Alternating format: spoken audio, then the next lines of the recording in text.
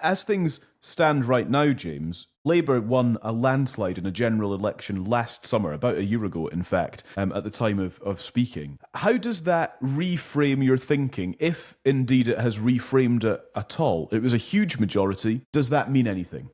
Probably not, because it was famously so shallow. Broad but shallow, as many people said at the time. That's, of course, particularly true in Scotland, where a swing of a couple of percent would see things basically going back to 2017 or even 2015, because there are so many marginal seats, obviously, between Labour and the SNP. And in England, it's going to drain, not the swamp, that's Trump talk, but the shallow lake of Labour's support is clearly, it's going to drain away, has drained away already, in fact. The problem they always had, and I'm going back to that article I wrote with the New States, when I talked to an absolute number 10 insider about this, and his play was that Labour will win a majority, this was before the election obviously, will win a majority but be completely incapable of solving the mess left by the Conservatives and Brexit and the general state of the UK, because it is insoluble, and that 2029 will be the breaking point. Because 2029 will finally reveal, particularly to the Scots, that this narrative that somehow voting Labour can protect you from a red-blooded Tory England is no longer valid.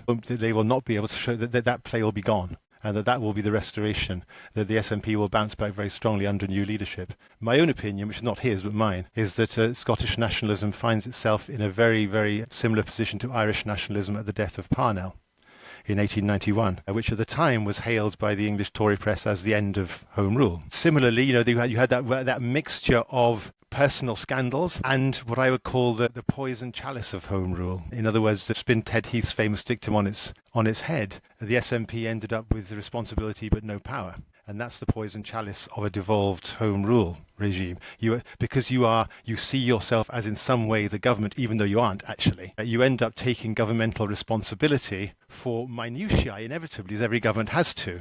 So to take the specific case of the SNP, you end up tying yourself in knots over details of who gets access to laboratories and hospitals or whatever, as though you are in fact the government of the country. And that the combination of that and personal scandal has meant that the party itself has come into complete disrepute, whereas everyone knows that, in fact, that's had zero impact on the actual polls for independence referendums, which are still hanging around around 50% right now, higher than they were in the referendum, in fact.